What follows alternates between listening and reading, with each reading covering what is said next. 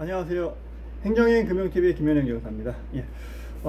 제가 오늘 준비한 영상은요, 농지 처분 명령 관한 내용을 좀 준비를 해봤습니다. 다시 말씀드리면, 농지 처분 명령을 받았는데 이 농지 처분이 부당하다고 해서 행정심판을 통해서 구제받은 사례에 대해서 좀 말씀드리려고 합니다. 그러면은 말씀드리기 전에 농지 처분 명령이 뭔지부터 좀 간단하게 좀 말씀을 드리고 하겠습니다.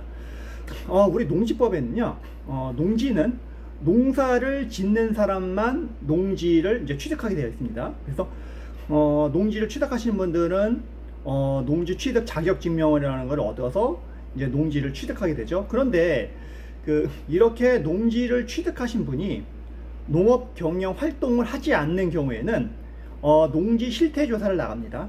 해당 지자체에서 실태 조사를 나가는데 적발이 됐다.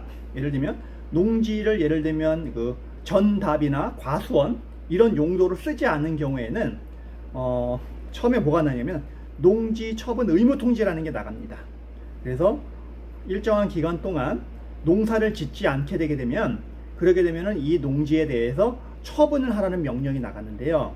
그래서 이 의무 기간이라는 거는 통상적으로 이제 1년 동안 이제 기간을 줍니다. 그 기간이 넘어서까지 이제 안 하게 되게 되면은 이제 농지 처분 명령이 나가고요. 농사를 짓는 분들한테는 3년 동안 유예를 해줍니다.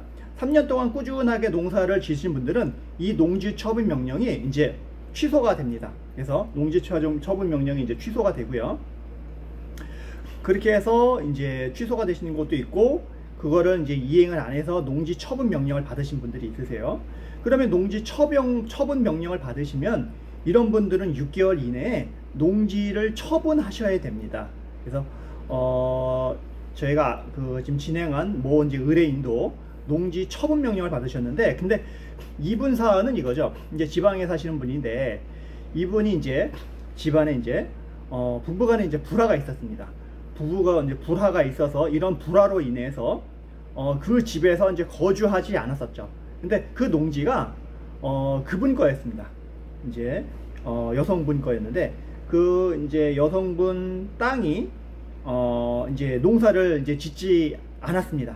그래서 농사를 짓지 않은 부분에 대해서 행정기관에서 의무 통지도 나가고 농지 처분 명령도 나가고 이행강제금도 나가고 이렇게 나갔습니다. 근데 이분은 그 집에서 살지 않았었죠. 왜냐하면은 집안에서 불화가 있어서 여러가지 부부간에 여러가지 송사가 많이 얽혀 있었거든요. 그래서 해외에도 가 있었고, 그 다음에 지방에도 여러가지 떠돌아다니면서 있었고, 친인척 집에도 막 여러가지 있었고 했기 때문에 행정기관에서 이러한 처분이 나왔다는 걸 몰랐던 거죠. 그래서 저희 사무실에 의뢰하셔서 이제 저희가 이 사건을 이제 처리했는데, 이제 이 사건 처리한 거에서 이제 결정적인 이제 승소했었던 이유는 저희가 이제 절차상의 하자를 조금 많이 따졌습니다.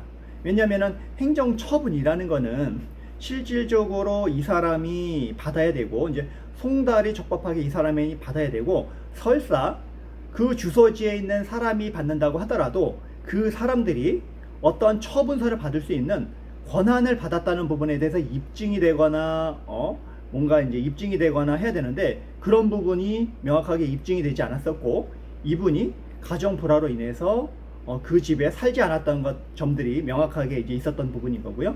또 하나는 행정기관에서 중대한 실수를 하나 했었는데, 농지 처분 명령이나 의무 통지를 할 때 사전 통지라는 걸 하지 않았습니다. 그러니까 우리가 행정기관에서 어떤 처분을 할 때는 이 절차상의 과정들이 굉장히 중요합니다. 그래서 행정기관에서 뭔가 내가 만약에 행정처분을 받았다 했을 때는 첫 번째로 따질 게 절차상의 하자를 따져보는 겁니다. 그 다음에 여러가지 실체상의 하자 따라보는 건데, 이 사건 경우에도 제가 말씀드린 것처럼 의무통지라든가 농지처분명령을 할 때 앞에서 사전처분이라는 절차를 하지 않은 겁니다.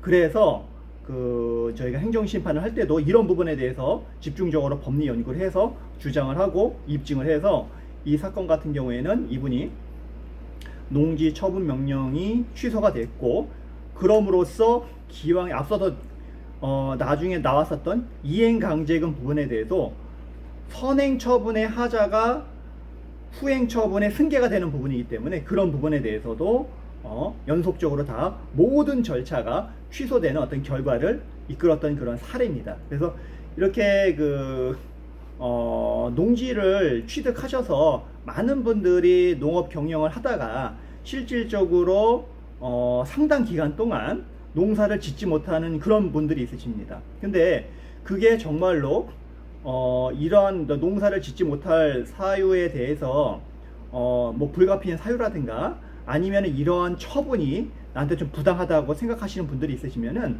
언제든지 이거는 조금 전문가들한테 상의를 하셔서 해결하게 되면은 뭔가 실마리를 찾을 수 있다는 부분에 대해서 오늘 말씀드리려고 제가 이 영상을 준비를 했고요. 많은 분들이 농지를 취득하려고 하시고요.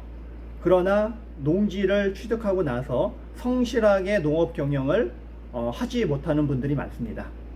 그래서 농지는 반드시 농사를 성실하게 지셔야 됩니다. 그렇지 않으면은 개별공시가의 거의 20% 상당의 이행강제금이 나오기 때문에 항상 유의를 하시고요. 그 다음에 이제 농지를 또 이런 경우도 있습니다. 누군가에다 빌려줬는데 나는 이 사람이 성실하게 농업 경영 활동을 하는 걸로 알고 있었는데 이 사람이 빌려준 사람이 농사를 성실하게 하지 않아서 내가 농지 처분을 받는 경우도 상당히 왕왕 있습니다. 이런 부분도 있기 때문에 농지를 갖고 계신 분들은 혹여나 행정기관에서 농지 처분 명령이라든가 관련된 행정처분이 나올 수 있는 부분에 대해서 항상 유념을 하시고 성실하게 농업 경영을 하시기 바랍니다. 오늘 여기까지 제가 준비했고요. 다음에 더 좋은 영상으로 찾아뵙도록 하겠습니다. 감사합니다.